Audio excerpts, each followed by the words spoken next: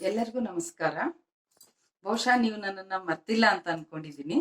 ಯಾಕೆಂದ್ರೆ ಕಳೆದ ವರ್ಷ 24ನೇ ಇಸ್ವಿಯಲ್ಲಿ ನಾನು ಸುಮಾರು 24 ವ್ಯಾಕರಣಕ್ಕೆ ಸಂಬಂಧಿಸಿದ ವಿಡಿಯೋಗಳನ್ನ ಮಾಡಿ ಗೂಗಲ್ ಅಲ್ಲಿ ಹಾಕಿ ಯೂಟ್ಯೂಬ್ ಅಲ್ಲಿ ಹಾಕ್ತಾ ಇದ್ದೆ. ಅದನ್ನ ನೀವೆಲ್ಲ ನೋಡಿ ಮೆಚ್ಕೊಂಡಿದ್ದೀರಾ, ಅಭಿಪ್ರಾಯಗಳನ್ನು ತಿಳಿಸಿದ್ದೀರಾ, ಉಪಯೋಗಿಸ್ಕೊಂಡಿದ್ದೀವಿ ಅಂತಾನೂ ತಿಳಿಸಿದ್ದೀರಾ. ಅಷ್ಟೇ ಅಲ್ಲದೆ 1400 ಜನ ಸಬ್ಸ್ಕ್ರೈಬ್ ಕೂಡ ಆಗಿದ್ದೀರಾ. ತುಂಬಾ ಖುಷಿ ಆಯ್ತು. ಎಲ್ರಿಗೂ ಧನ್ಯವಾದಗಳು.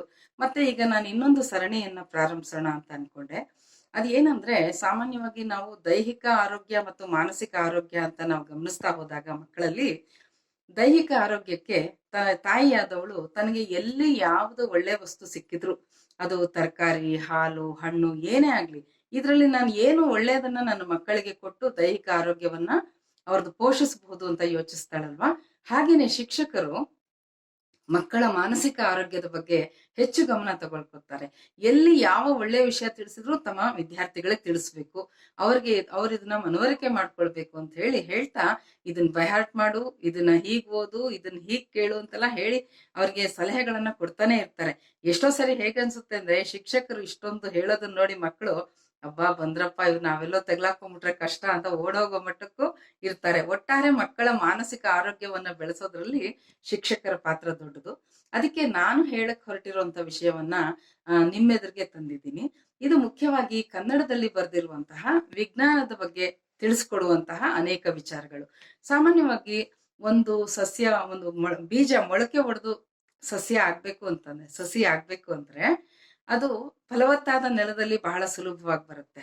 ಆದ್ರೆ ಅದೇ ಬೀಜ ಒಂದು ಬರಡಾದ ನೆಲದಲ್ಲಿ, ಒಣಗಿ ಹೋದ ನೆಲದಲ್ಲಿ ಮೊಳಕೆ ಹೊಡಿಬೇಕು ಅಂದ್ರೆ ಅದಕ್ಕೆ ಎಷ್ಟು ಪರಿಶ್ರಮ ಪಡಬೇಕೋ ಅದನ್ನೆಲ್ಲ ನೆನಪಿಸುವಂತಹ ಅನೇಕ ಮಹಿಳಾ ವಿಜ್ಞಾನಿಗಳು ತಮ್ಮ ತಮ್ಮ ಕಾಲದಲ್ಲಿ, ಅಂದ್ರೆ ನೂರಾರು ವರ್ಷಗಳ ಹಿಂದೆ, ವಿದ್ಯಾಭ್ಯಾಸಗಳಿಗೆ ಅವಕಾಶವಿಲ್ಲದಾಗ, ವಿದ್ಯಾಸಂಸ್ಥೆಗಳಿಲ್ಲದೆ ಇರುವಾಗ, ಆಮೇಲೆ ಅನುಕೂಲಗಳು ಇಲ್ಲದೆ ಇರುವಂತ ಸಮಯದಲ್ಲಿ ಹೇಗೆ ಬೆಳಕಿಗೆ ಬಂದಿದ್ರು, ಹೇಗೆ ಪರಿಶ್ರಮ ಪಟ್ರು ಅನ್ನುವಂತ ಎಲ್ಲಾ ವಿಚಾರಗಳನ್ನ ನಾನು ಈ ಪುಸ್ತಕದಲ್ಲಿ ಓದ್ದೆ.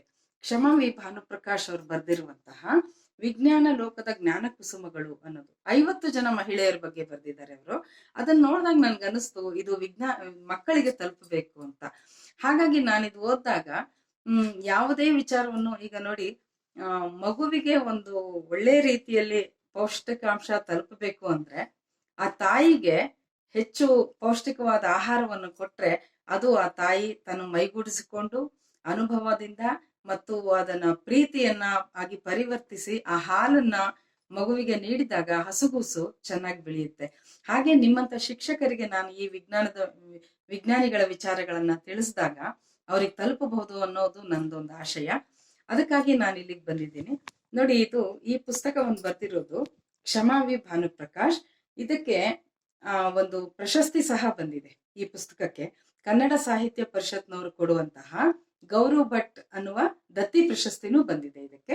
ಹಾಗಾಗಿ ಇದರಲ್ಲಿರುವಂತಹ ಒಂದು 50 ವಿಜ್ಞಾನಕ್ಕೆ ಸಂಬಂಧಪಟ್ಟಂತಹ ಮಹಿಳೆಯರ ವಿಚಾರಗಳನ್ನ ನಾನು ಇನ್ನು ಮುಂದಿನ ವಿಡಿಯೋಗಳಲ್ಲಿ ತಿಳಿಸ್ತಾ ಹೋಗ್ತೀನಿ. ದಯವಿಟ್ಟು ನೀವು ಅದನ್ನ ಮಕ್ಕಳಿಗೆ ತಲುಪಿಸಿ ಮತ್ತು ಈ ಮಹಿಳೆಯರನ್ನ ನಾವು ಗೌರವಿಸೋಣ. ಯಾಕೆಂದ್ರೆ ಇಲ್ಲಾಂದ್ರೆ ಇವರು ಇತಿಹಾಸ ಸೇರಿ ಹೋಗ್ಬಿಟ್ಟಿದ್ದಾರೆ, ಗೂಗಲ್ ನಲ್ಲಿ ಗೂಡು ಕಟ್ಕೊಂಡು ಕೂತ್ ಬಿಟ್ಟಿದ್ದಾರೆ. ಅವ್ರನ್ನ ಹೊರಗೆ ತಂದು ನಿಮ್ಮೆಲ್ರಿಗೂ ತಲುಪಿಸೋಣ ಅಂತ ವಿಡಿಯೋಗಳನ್ನ ಇನ್ನು ನಾನು ಮುಂದಿನ 2-3 ದಿನದಲ್ಲಿ ಹಾಕ್ತಾ ಹೋಗ್ತೀನಿ. ದಯವಿಟ್ಟು ನಿಮ್ಮ ಪ್ರೋತ್ಸಾಹ ಎಲ್ಲ ಹೀಗೆ ಇರ್ಲಿ ಅಂತ ಹೇಳಿ ಕೇಳ್ಕೊಳ್ತಾ ನಮಸ್ಕಾರ.